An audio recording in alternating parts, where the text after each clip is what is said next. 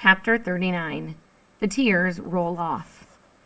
Dr. Meacham came out of the kitchen holding a pink plate with small sandwiches on it. She sat down next to Flora. "You are enjoying the horsehair sofa," she said to Flora. "I guess," said Flora. She wasn't sure exactly how someone enjoyed a horsehair sofa. "You will eat a jelly sandwich," said Dr. Meacham. She extended the plate to Flora. Ulysses leaped off Flora's shoulder and into her lap. He sniffed the plate. "Our patient is hungry," said Dr. Meacham. "He never had breakfast," said Flora. She took 2 sandwiches and handed one to Ulysses.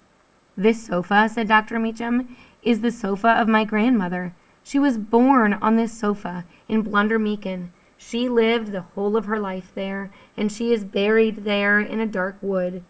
But that is a different story. What I meant to say is that when I was a girl in Blundermeakin, I sat on this sofa and spoke with my grandmother about inconsequential things well into the gloom of the evening.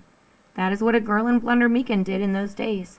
She was expected to speak of inconsequential things as the gloom of the evening descended. Also, she must knit. Always the gloom was descending in Blundermeakin. Always, always, one was knitting outfits for the little trolls." "What little trolls?" said Flora. "And where's Blundermeakin?" "Never mind about the trolls for now. I meant only to say that life was very gloomy then, and one was always knitting." "It sounds lousy," said Flora. "It was exactly this. Lousy," said Dr. Meacham. She smiled. Her dentures were very bright. There was a smear of grape jelly on one of her fake incisors. Flora reached for another sandwich.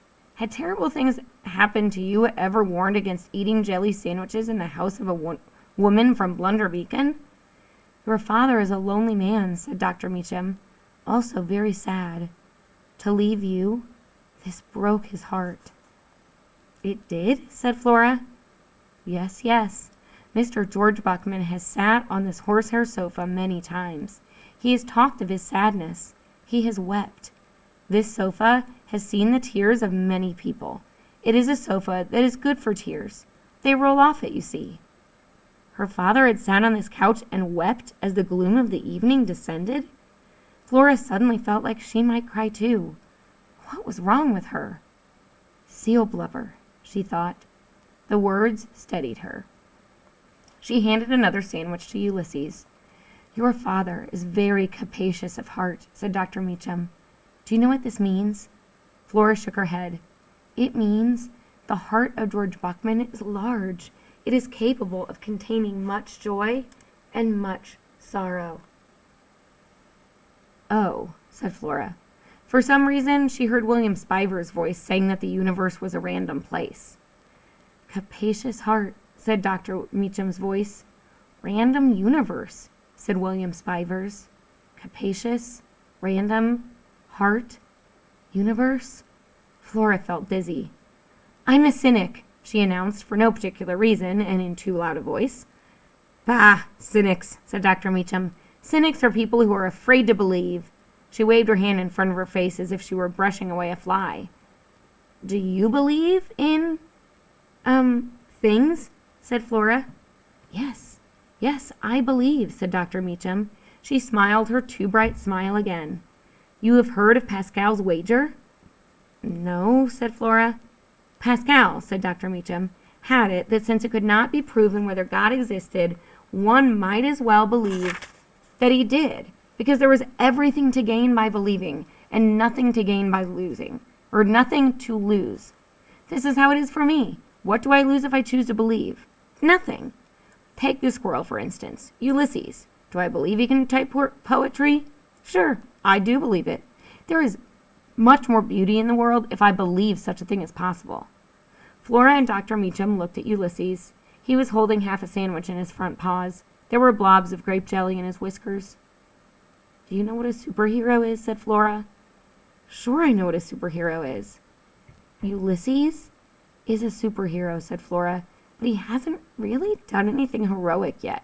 Mostly he's just flown around.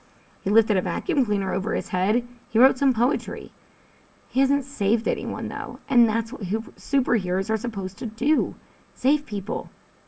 "Who knows what he will do?" said Dr. Meacham. "Who knows whom he will save? So many miracles have not yet happened."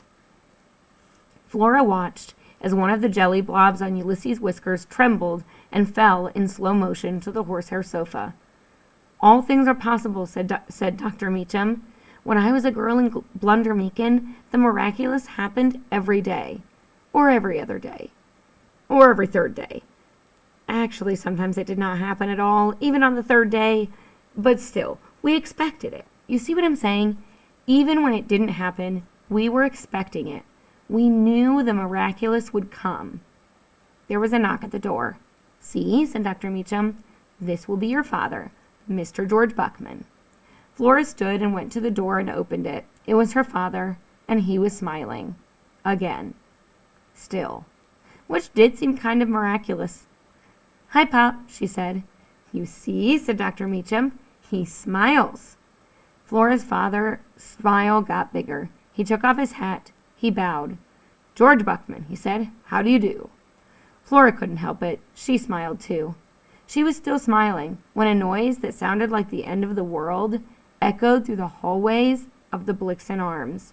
1 minute, her father was standing there with his hat in his hand smiling, and the next minute, Mr. Klaus, the cat one, came out of nowhere and landed right on top of George Buckman's unprotected head.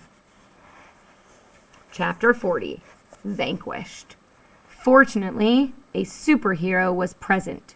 Sunny side up. "For the love of Pete! Holy bagumba!" Vanquished. And the superhero was enormously, inordinately pleased with himself. He felt immensely powerful. He felt like writing a poem. Chapter 41. I Promise. They were in the car. Flora's father's hands were on the steering wheel at 10 o'clock and 2. Flora was sitting up front, and Ulysses' head was out the window. They were heading back to Flora's mother's house, in spite of Flora's protestations. "We have to go back," said her father. "We have to return at the regular Saturday afternoon time. We have to act normal, natural, unconcerned." Flora wanted to object, but she could read the writing on the wall. Or rather, she could read the words that hovered above her and her father and the squirrel. Destiny could no longer be forestalled. The arch nemesis must be faced. "Holy bagumba," said her father. His right ear was wrapped in a huge amount of gauze. His head looked lopsided. "Wholly unanticipated occurrences. A squirrel vanquished a cat." He shook his head. He smiled. "And now it's time for another battle," said Flora. "Everything will be fine," said her father. "So you say," said Flora. It started to rain. Ulysses pulled his head back inside the car. He looked up at Flora, and the sight of his little whiskered face calmed her somehow. She smiled at him, and the squirrel sighed happily and curled up in her lap. "When I was a girl in Blundermeakin," Dr. Meacham had said to Flora when they were all leaving apartment 267, "we wondered always if we would see each other again. Each day was uncertain, so to say goodbye to someone was uncertain too. Would you see them again? Who could say? Blundermeakin was a place of dark secrets, unmarked graves, terrible curses. Trolls were everywhere.